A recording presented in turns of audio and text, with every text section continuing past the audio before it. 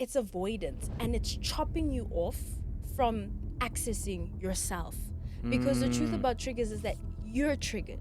Yeah. When you're going outside, you think people are difficult? No. You. When you have to turn around and look in the mirror, or turn around and actually face yourself and be the observer of your own patterns, be the observer of the things that you say. If you want to create your desired reality, you need to live from inside out. We are convinced that all that we are is somehow found outside, and it's developed outside. The next day, I literally woke up and it was like literally emerging out of a dream. Oh. And shortly after that, I got invited to do this. I got invited to do that. Come Yeah, and yeah. speak here. Yeah. Be in a podcast. Do this event.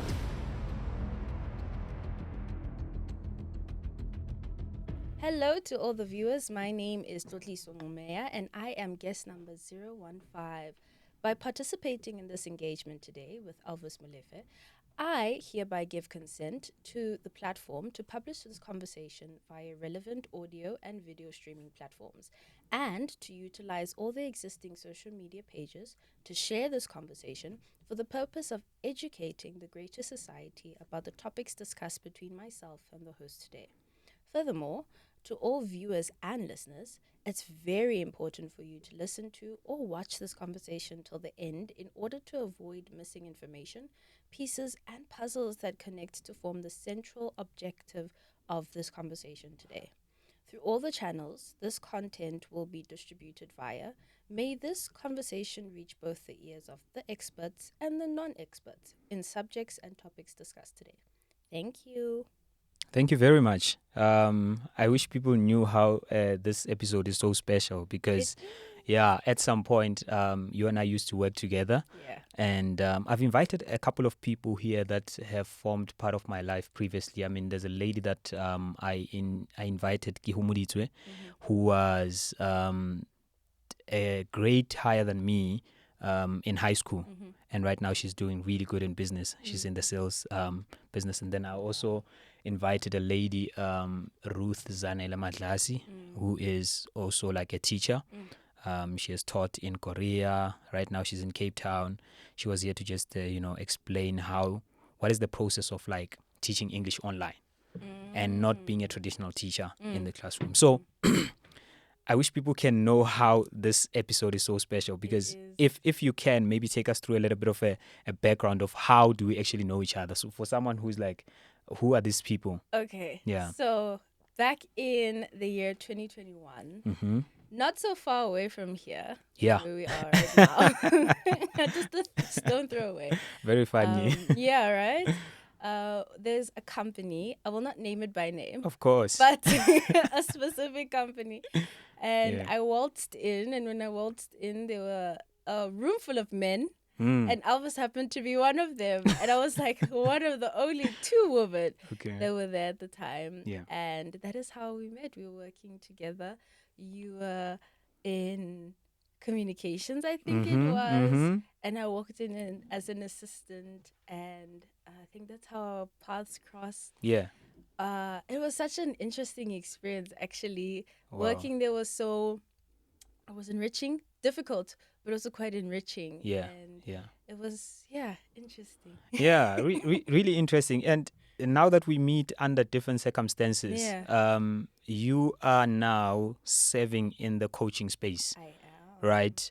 But before we talk about, the whole thing and how it came about, because we're going to touch base on a whole lot of things, including, of course, some of the things that you have mentioned in your webinar that you hosted recently. Yes. And for people that want to watch the webinar, I'll link the link to the actual webinar. I think it's still available It is on still YouTube. available to So I'll watch, link yes. it in the description below so that they can go watch it. Yes. Where you were actually speaking about the blueprint of the inside out blueprint, right? Which actually fascinated me, the topic itself, right?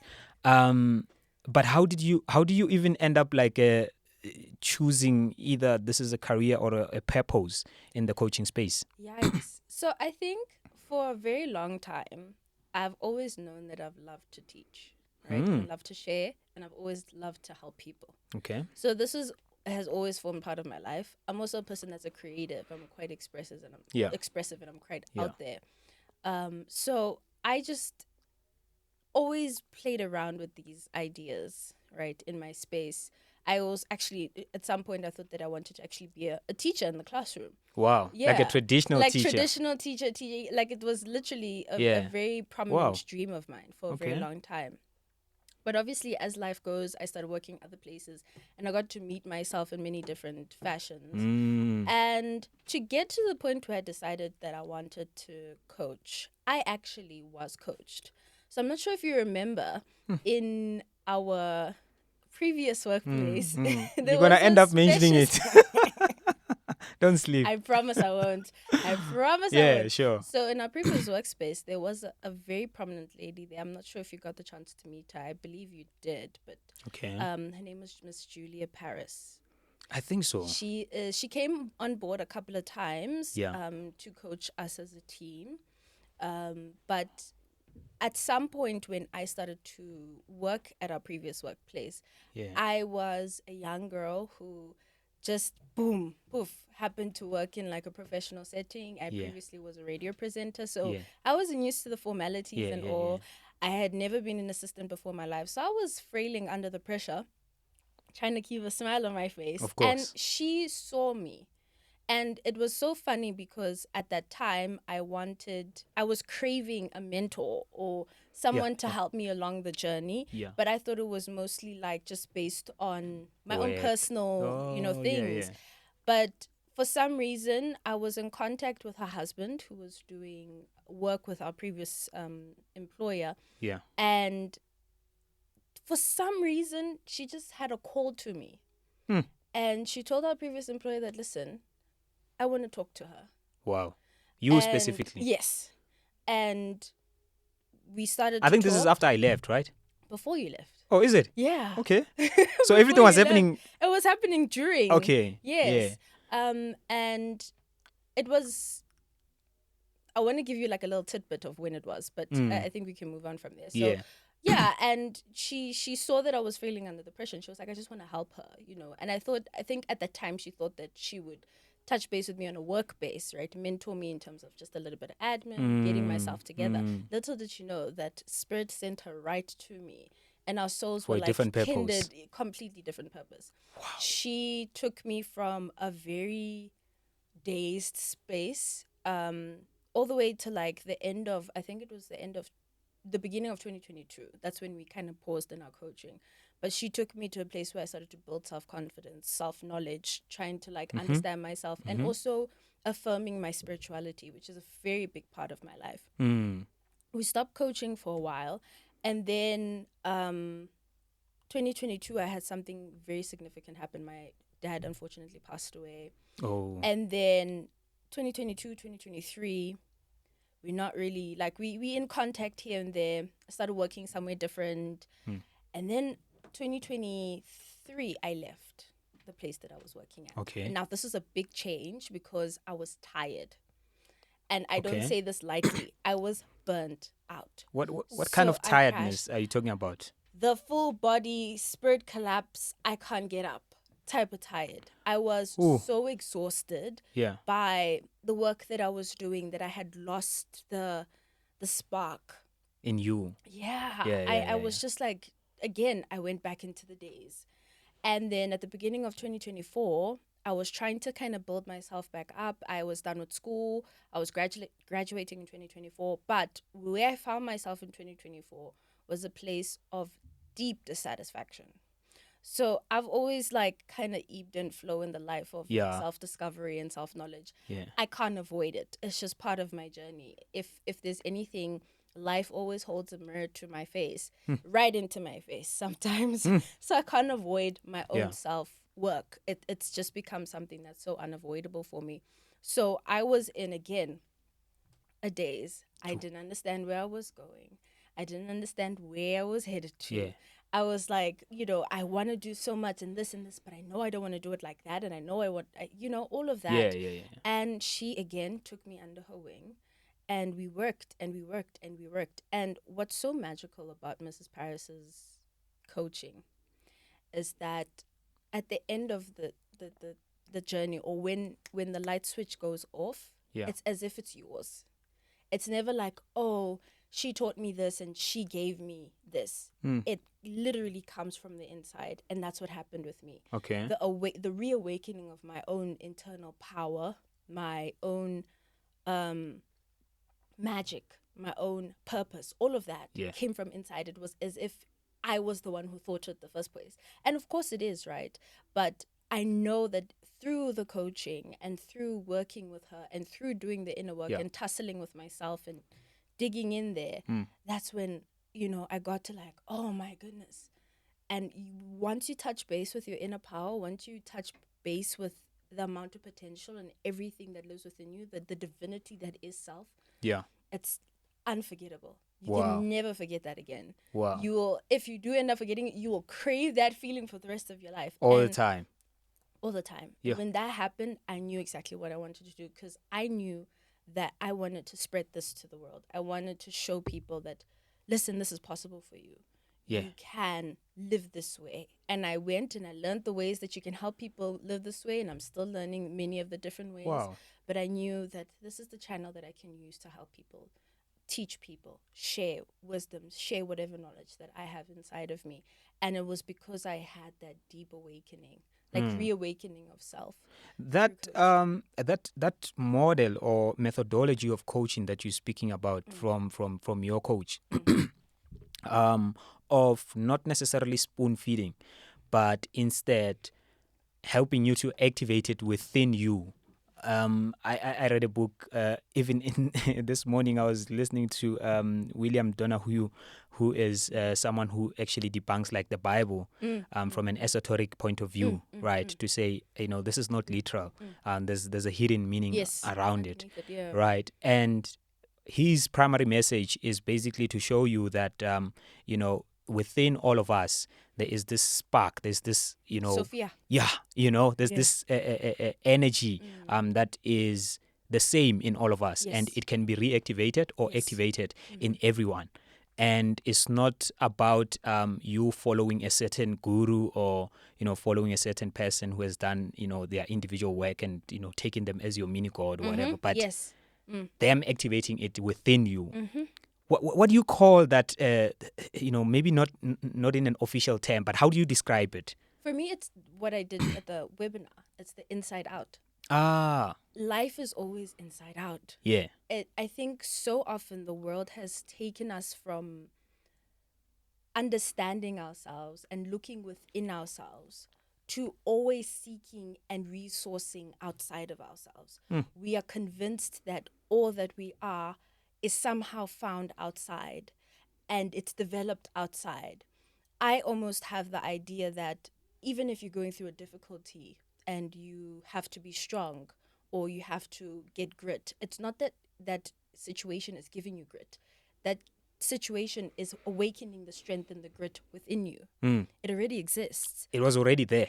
It's already there. Okay. I came across and this was also another aha moment. I came across while I was like doing my studies and all, I came across a statement that said, everything that you need already exists within you. For you to succeed, for you to live, it already exists within you. Yeah. And that was life-changing for me, because it's like, whoa, okay, that means I don't have to be begging, borrowing, stealing from anyone else. Yeah. I can always cultivate whatever I need from inside. Wow, I that's can always powerful. awaken it from inside. And that has been life-changing. So why it was so important is because when I stepped into that space, I didn't have to do anything. The world around me changed. Wow. I did nothing. Yeah. I remember it was like one day I was floating. Yeah. The next day, I literally woke up and I was like, it was like literally emerging out of a dream. Oh. And shortly after that, I got invited to do this. I got invited to do that. Come and speak here. Be in a podcast. Do this event. Okay. The world did that. Come break it down. Come break it down. Sure. The world did that on my behalf. Yeah. I did not reach out to anyone. Wow. I did not beg anyone. I did not ask anyone. I was sitting in my home and the world was like, hey, come. Let's work together. Let's do this and that. And that is the point where I knew that, okay, this is it. Yeah. This is how everything else changes. We so often forget how much we can imprint on the world from our bedroom floors. Bob Proctor, may his soul rest in peace. Yeah. There's an old famous interview of his where he's speaking about the idea of identity. Who are you? You know, and he was talking to the interviewer. These are old interviews. You can even tell like the quality of the video and He the still had sound. his Yeah, thick glasses that yeah, time. yeah, yeah, yeah. And a head full of hair. Yeah. So I think you know it. Yeah. Yes. So I think everybody who follows Bob Proctor actually knows about Of that course. interview. Yeah, That's yeah. one of like the most classic interviews that he has ever done. And you could tell the conviction in his wording, in his posture, in his body language, that he knew what he was talking about. And he says, he speaks about who you are in terms of like you are not your name, you are not your race, you are not your gender. All of those are part of your identity, but they are not who Who you you are. are. Right. And then he goes on to actually speak about education, that actually the real meaning of education is not what we think it is, but it is being able to, I guess, get whatever that you want in life without necessarily having, like you were saying, without necessarily having to steal, to offend someone, to take from the next person. That's an educated person. An educated person is someone who's able to not necessarily bend reality, But cultivate something. but cultivate it within themselves, and then that reality is able to actually bend itself towards their desires, right? And then there's a guy also on YouTube, and Neuro Knowledge, who does a whiteboard content. So whiteboard content is like when you speak and then you write. You're writing on the board. Yeah. So he's also like big on that. That actually, if you want to create your desired reality, you need to live from inside out. But living from inside out is not an easy thing. Of course not. Let's also make that disclaimer. Of course not. Yeah, it's the best, it's the right way, but it's not the easy way. It's definitely not the easy way. Yeah. It's definitely the scenic route around. It is 100% the scenic route around, because you have to face yourself. That's the main thing. Yeah. When you're going outside, you think people are difficult? No. When you have to turn around and look in the mirror, or turn around and actually face yourself and be the observer of your own patterns, be the observer of your own, the things that you say. Have you ever tried to like make sure that you're not swearing in a day? Have you realized how difficult that is? You have to like watch your tongue, and you get to realize how many times you do it in a day. Now imagine if it has to do with negative patterns, if it has to do with, habits that you've inhabited that are not necessarily good for you. How easy it is for you to pay attention to those things and give it grace and love and compassion. It's not always easy. Wow. So when you have to face yourself, when you have to look in the mirror, look at your own eyes, look at your own behavior, look at your own thoughts, look at your own emotions. Yeah. Just awakening that inner witness. It's not easy. Yeah. At all. And that's what it takes to be able to bend reality in the way that we're talking about. To change yourself. Yeah. You know what I mean? It's not Pappenfles. Yeah. The stuff that you're speaking about, really interesting, man. Who's this? Eckhart Tolle. Yes. A New Earth. Speaks about being aware that you are aware. That's the inner witness that you're talking about. And you go to people like Deepak Chopra, who speaks about the way of the wizard. That the wizard will always be aware. And that's the inner witness that you're talking about. But tell me about your experience with that inner witness. Like first, just being conscious of it, and really being intentional about it. How did that affect your life? So when I started coaching with Mrs. Paris back in the day, the first thing that she told me was, Tlotliso, be curious about yourself. Curiosity always. Okay. And that also forged a path for me as well. Yeah. Because curiosity is the doorway. It's almost like the light that leads you into the tunnels and the library that is you. You move away from your fixed mindset. Yes, definitely. Okay. And I think that's also another thing. We become very definitive. Oh, this is just who I am. Oh, this is just how I am. Oh, I'm this person. This is how I grew up. We become very definitive about who we are and how we show up. Yeah. Right. And that's part of conditioning. And that's also okay. But my personal journey started there with curiosity. I started to, again, open the lens just Yeah. to observe. It doesn't always have to be magic, just to, like, sitting and observing, paying attention to. Another thing that Ms. Price used to say is pay attention to what you're paying attention to. Notice what you're noticing. Being aware that you are aware. Yes. Okay. Yeah, It I goes, see. and Yeah. it sounds a little Yeah. complicated, Yeah. but literally just means pausing and catching the little nuances, because life moves so fast, right? We live in the digital age. Everything is instant. As soon as this thing drops, somebody can access it instantly. Everything comes quite quickly. Yeah. So it means we're moving quite quickly, Yeah. quite quickly all the time. And when that happens, we miss the spaces in between to kind of look and to see Yeah. where we are, where we're going, So it's about intentionality, right? Being intentional about today, I am going to just observe myself. Okay, cool. You spend the day looking and noticing, and you'll see that, oh, I like to drink my coffee on this side instead of this side. Oh, I don't like talking to that person. Oh, that person makes me feel tingly when I see them. Oh, when I watch this kind of video, it doesn't make me feel good. Oh, all these little tiny nuances. And the second part of that is also compassion. And this is something that you have to learn always. Self-compassion it goes hand in hand with curiosity. Okay. You cannot, if you are stepping into awareness with a critical eye, it's no longer the inner witness, it's the inner critic. So if you are going to intentionally assign meaning and be like, oh, I like to drink my coffee like that because I'm left-handed, or I like to drink my coffee like that because my dad used, all these things. If we, again, become very definitive when we start to notice, it can turn us into just criticizing ourselves. And often when that happens, what do? We clamp up, or we get very defensive, or we hide away from ourselves. We try to not look at certain places. So when we are being curious, we must always be kind, compassionate, and open-minded. Be like, oh, what's this about? Oh, I hold the cup with my left. Oh, okay. What's that about? Oh, is it more comfortable? Why is it more comfortable? Oh, okay. Asking questions all the time. The whys, the what. Oh, how did that come about? Yeah. Where did that come from? When did I start to actually feel this way about holding my cup like that? Yeah. That is the way that you can get to actually excavating.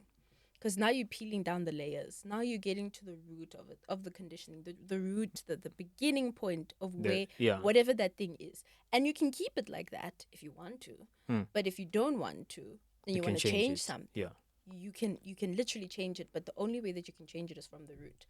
And that's another thing that we, again, because life moves so fast, and this is part of the reason why I built the blueprint, because I even noticed it in my own life that I would do the things that the podcast people tell me to do, right? Oh, the 5 steps to...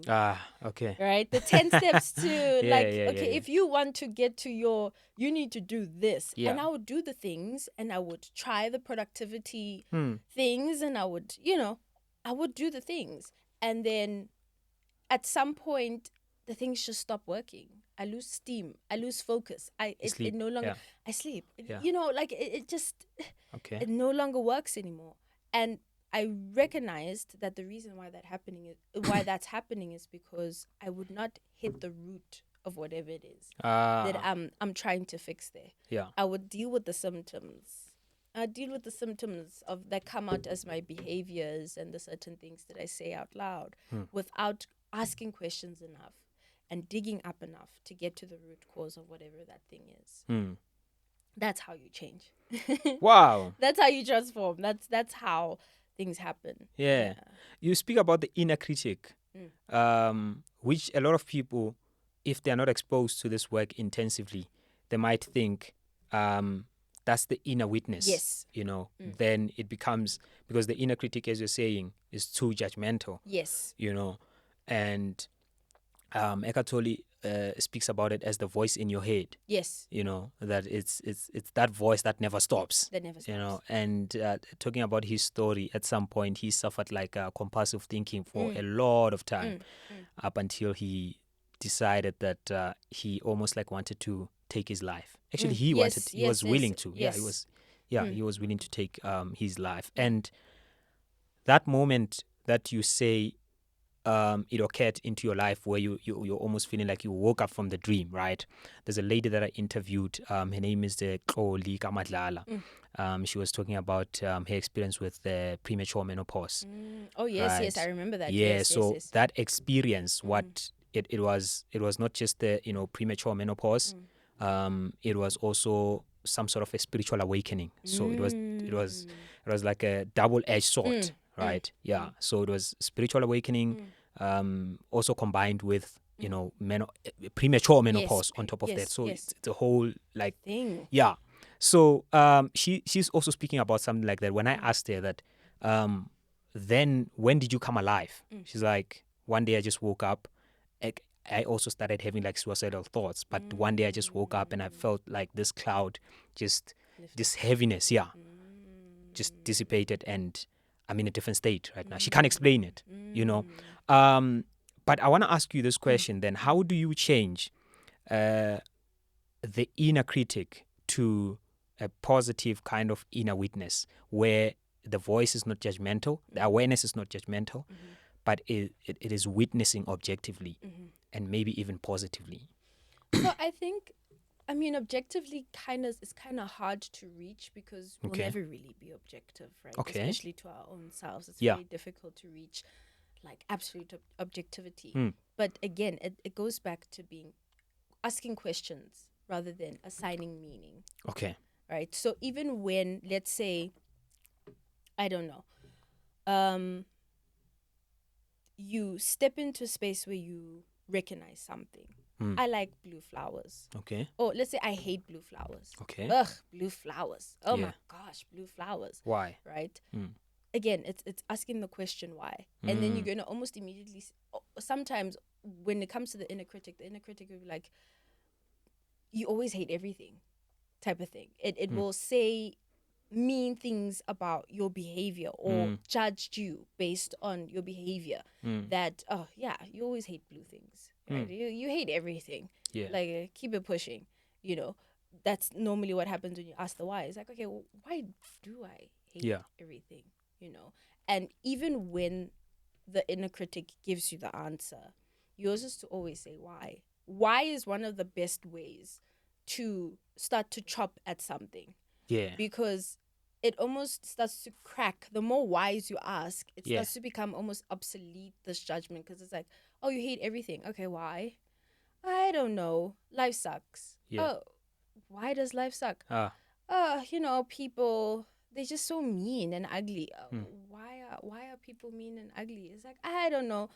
You can go deeper and deeper into it, but the why is one of like the piercing points, if I could, like Yeah. an arrow that just shoots right through Yeah. judgment. And then it's also intentionality that Yeah. helps to be able to separate, like, okay, this is to be able to almost say, I hear the inner critic, right? And another awesome thing, by the way, is to give it a name, because Oh, okay. it's a very distinct voice. Yeah. So you'll Oh, hear it. The yes. one that Okay. gives you like a definition of something. Like you'll maybe ask the question why. You'll see something and then it will come up. You're like, ugh, I hate blue flowers. Yeah. You're like, that's Sandy talking. I Okay. hear you, Yeah. Sandy. I hear you, Yeah. Sandy. Yeah. And once you start to actually recognize Sandy's voice, because Sandy will come up and say something else. Yeah. And then say something else, like, Sandy, there you are again. If it's anxious Wow. thoughts, I also Yeah. go through like rumination and anxiety sometimes, and I have a name, Anxious Andy. I think that's mine. Anxious Andy. Okay, That is Andy. the Yeah. name for my, Yeah. Yeah. because the franticness, I get to recognize it by that. So give Sure. it a name. That in that way also you now start to contain it. You start to give it like a box in which it can stay. And once that starts to happen, you can then cut Andy or Sandy off. You can be like, okay, your time is up now, Sandy. Let's talk about this and this and this now. Or, yeah, I hear you, but, so you give yourself the opportunity to say that this is not my primary voice. This is a voice in my head. I can always change it. I can always shift it. I can always cut that voice off if I want to. Wow. I don't have to give that voice any more power over me. So that's part of the way. And then again, just asking more questions, it will pierce through a lot of definitions that we give to ourselves. It's like asking, why is the sky blue? And keep asking why and why Yeah. and why and why. By the end of it, it's like, okay, what were we even talking about? Yeah, yeah. You know what You I just mean? keep shooting with the You just whys. keep shooting with the whys. Yeah. Eventually, you come to a point where a lot of it dissipates. Yeah. Andy is belongs to the subconscious mind, if I'm not mistaken. The subconscious mind that rears its head, Okay. right? Because also, I think what we attribute so much to the subconscious mind, where we really should just be saying the part of us that is not conscious, the unconscious, right? The part that is not, that you don't have perceptive view over. Once anxious Andy rears its head, that's conscious, right? You're now starting to get the tip of this the subconscious iceberg, if you get what I mean. Yeah. So once it starts to rear its head, that's access, that's conscious perceptive access to the subconscious. And that's what we don't realize. It's like triggers. A person will say, oh yeah, this person triggers me, I don't like being around. One of the worst advice that people think in my own books is stop going around people who trigger you. Oof, I don't like that. Okay. And Yeah, because that's avoidance, right? right, it's avoidance, and it's chopping you off from accessing yourself. Because the truth about triggers is that you're triggered. Yeah. Most of the time, you're triggered. And if you weren't triggered, a person wouldn't trigger you. I don't know if that makes sense. Yeah. As in, sometimes, even if a person is trying to poke at you, if you are not pokeable, if you are not, like, if they have no access to you, and it really the just, poking you doesn't don't work. care, Yeah. it doesn't work. Yeah. Sure. So when we get triggered by things, and things trigger us, and we like, this person is triggering me, let me leave. No. Wow. That's access to you. You need to now start asking questions like, why am I triggered by this? What about this matters to me? What about this? What meaning have I made about this? Yeah. Why have I made that meaning? Who else makes me feel this way? All these things are access ways. They are, again, the subconscious rearing its head. It's the things that you have, the conditions that have stayed enclosed, now piercing through, and trying to say, hey, I'm here, I'm awake, pay attention to me, notice me, all of that. Yeah. Wow. Because this conversation could go on and on. We could even take it up with different angles, Of course. But living inside out, for some people, because living inside out basically means like living almost like in the present moment, Of like course, yeah. honoring True. the present Yeah, moment. yeah. All right. But some people who are not clued up with this kind of philosophy of life, they would say, but living in the present moment is not really guaranteeing of life, because you almost feel like you don't think about the future, you don't plan ahead, and all of those things. What do you say to someone who thinks like that? The only access you have to the future is this moment now. If you don't, you can't access the future from thinking about the future. The only point in which you can change the trajectory of your life is right now, in this moment. That's the only access point that you have. It's there's no power in trying to plan for something that you don't know what's going to happen tomorrow. The only point in which that you have to actually make a substantial impact is in what you do now, and what you do today, and what you're thinking now, and what you're thinking today, and how you're feeling, and all of that stuff. So I mean, I get it, right? Because again, the world that we living in conditions you to think past now, to even think like towards the back, right? To reminisce and ruminate about things that have passed you. But truly, the only place in which we really have true power and true ability and potential to make a difference and to imprint into the future and imprint into tomorrow is now. It's about what you do today, not about what you do tomorrow. Yeah. I need to remember that when it's 5 a.m. and I have to go to the gym. What you do today matters, not tomorrow. Sure. Yeah. Yeah.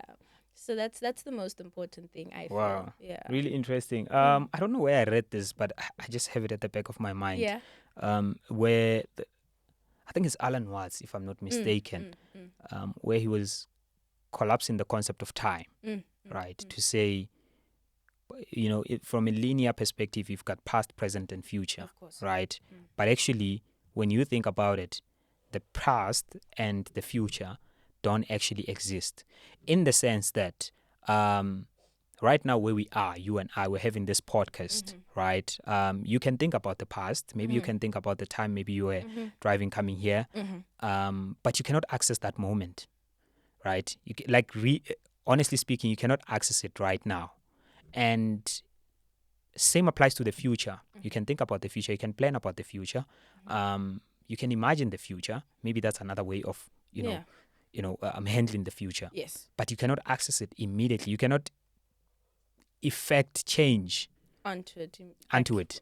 right you now. You can, I guess, by being in now. Which brings you back to... It always will bring you back Yeah. to now. Because even if you try to access the memories, which is the only way that you can access the past through memory, it's again about being in now. It's you bringing it here. Even with the future, you're bringing it here. Yeah. So also, you are already living in the now. So a lot of people saying that they're not living in the now, it's just that you don't know how to be present within your body.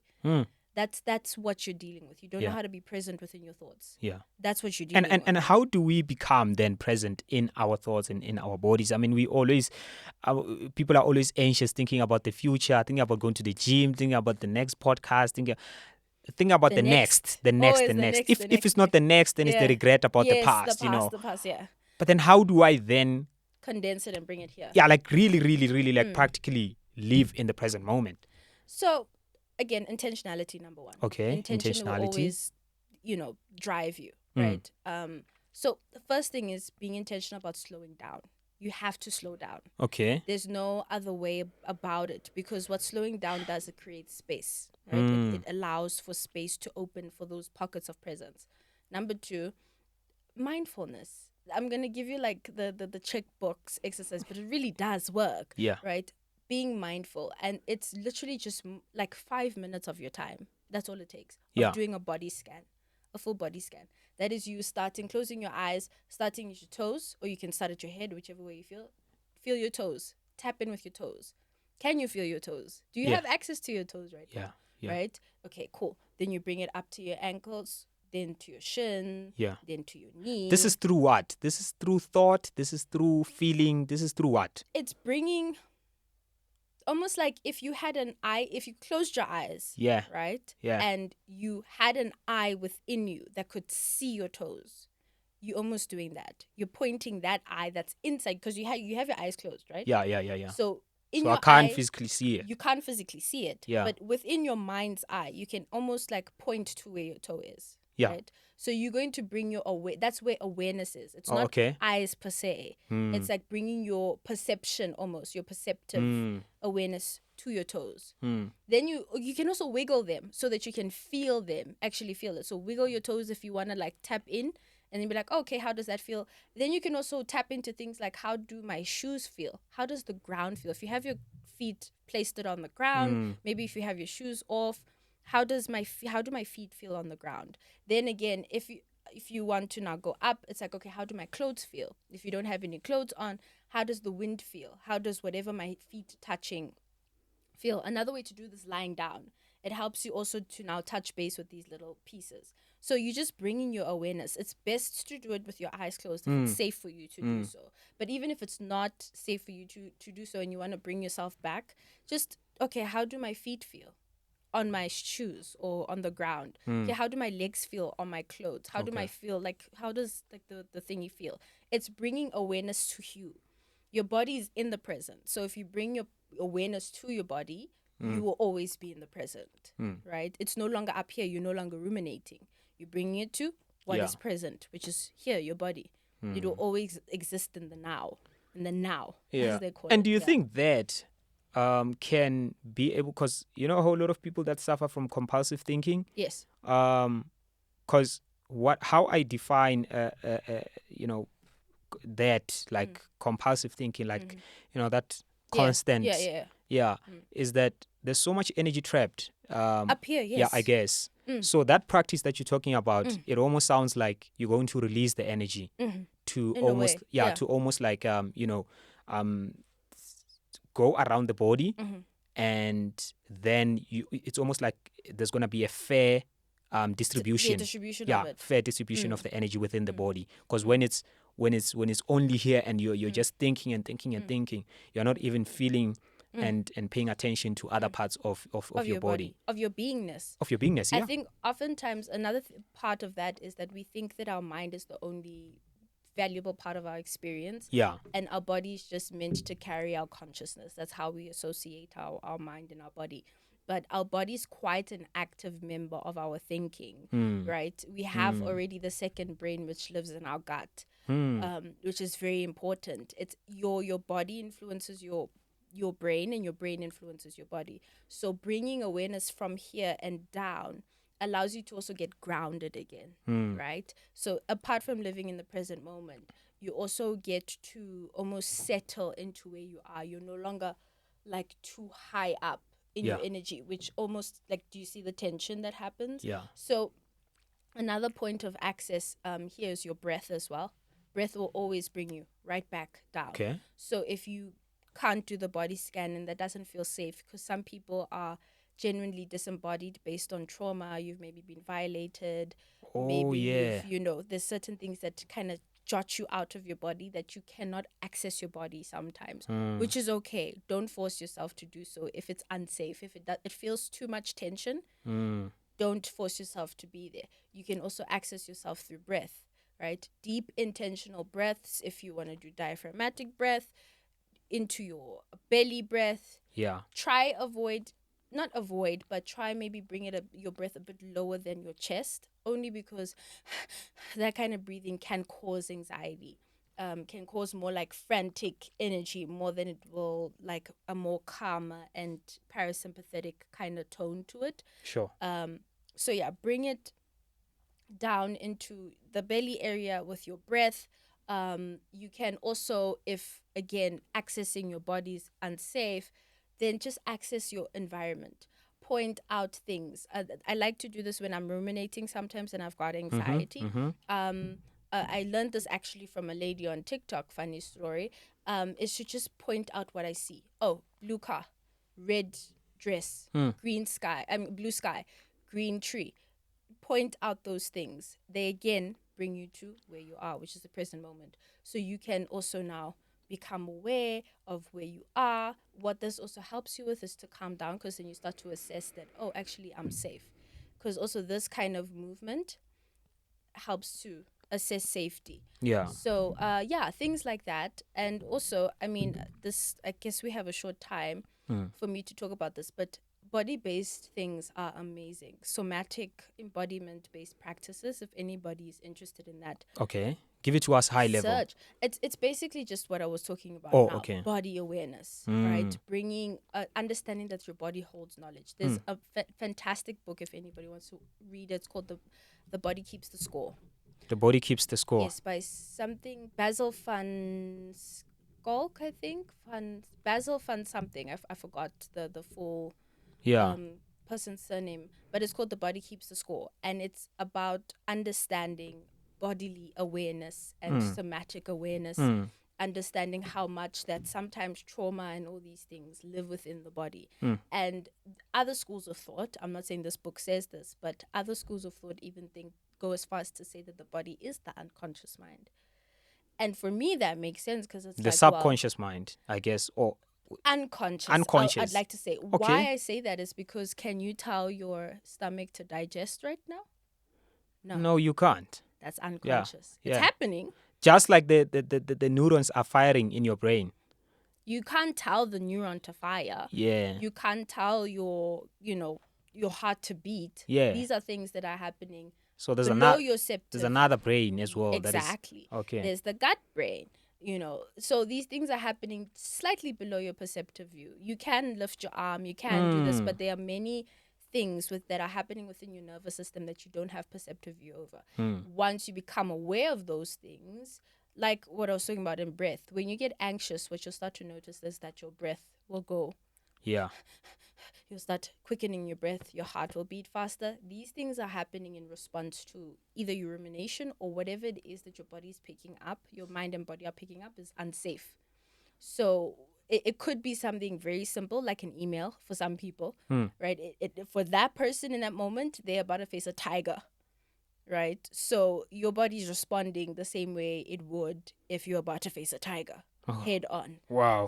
That's how intelligent our body is. So Yeah. if we associate even an email, whatever it is, as danger, our body will respond. And part of the way that you can start to unravel Yeah. associating an email to danger is to access your body. So to imprint on your body. So it's happening when you're about to read the email. Okay, cool. I'm going to stop. I'm not going to read the email right now. Mm. I'm going to take deep, full body breaths. I'm going to try and calm myself down. I'm going to do some EFT tapping. I'm going to do some bilateral stimulation, whatever it is Wow. that you choose to do, whatever practice matters for you in that moment. And then you can imprint onto the body whatever it is that you're feeling. And you can now start to push almost like a calmer sense to whatever meaning you've made about that email. And when Yeah. you approach that email, it's no longer I'm unsafe. It's I have all the ability now to show up strong here, if that makes sense. Mm. But if anybody Yeah. actually wants to know Yeah. more, like dig into that You world. have to, yeah, because this type of work really, you can learn from people like yourself, that are able to guide and give you like information, but also you need to do work, yourself. Ladies and gentlemen, if you just tuned in, thank you so much for watching up until this time, and if you are watching this podcast for the very first time and you're wondering what is this, who are these people, the name of my podcast is Break It Down Podcast with Elvis Mulifimov, and in this podcast, we discuss religion, history, politics, and worldviews. We also discuss spirituality, self mastery, and philosophy, and as well as the life of arts and culture. Now, if you are coming across this content for the very first time, I'd love for you to take a moment to hit the subscribe button, because then it helps us to actually grow this community. Because all in all, we're trying to build a community of conscious people, people that can be able to learn from such content. We've also launched a new segment that will only cater, for a segment of politics, history, and worldviews. So that one will be dropping on Mondays, and then there's one-on-one interviews like this one, where you will get them twice a month. So you can also join the channel as well as a paying member. You will see the perks. If you want any other additional details, especially about this episode and Tlotliso as well, I will link them in the description below. As we close, just let people know if they're doing work with you, what can they expect and how can they reach you? Okay, so if you go into my social media, which is just my name and my surname, Mm-hmm. you will have access to a link where you can book a free discovery call with me. So Okay. that's one of the best ways to access me. And that Mm. way we could just talk about you. Mm. You can Mm. come and approach me and we can just have a chat, Mm. right? You get to learn about what my practice is about. I prioritize, just a curious mindset when it comes to approaching Yeah. clients. I prioritize, just unpacking, unraveling, and just reawakening that inner wholeness. I am what I call a wholeness coach, which is just literally that, Mm. bringing you back to your wholeness, Mm. helping you understand that the same thing that we said at the beginning of the podcast, that you have everything that you need to succeed. So if anybody wants to work with me, you are welcome to just, book a discovery call or shoot me an email or even a DM on my socials. I will answer and give you a lot more information about what my work is about and what I do. And yeah, that's about all. Wow. Okay. I will link your social media links Of course. in the description below for anyone who wants to actually work with you and utilize your services. And this is a great field to actually serve in, Yes. because this is purely service. Yes. You know, It is purely service. yeah, this is like serving the human race. Helping us to actually uncover who we are. Tlotliso, so thank you so much for making time. And the gentleman who accompanied you, who is very afraid of coming to the camera, but Oh my goodness. yeah, no, thank you. Ladies and gentlemen, we've come to the end of our episode, and I hope to see you on the next one. If you enjoyed this episode, click the like button, and if you have not subscribed, please subscribe. But most importantly, leave your comment. Let me know what you actually had from this conversation, and if you have any other questions as well, you can drop them in the comment section. If you want hair for part 2 as well, please let us know in the comment section. Cheers. Yeah, thank you so much for having me. This is so much fun. Yeah, right. Thank you. Thank you.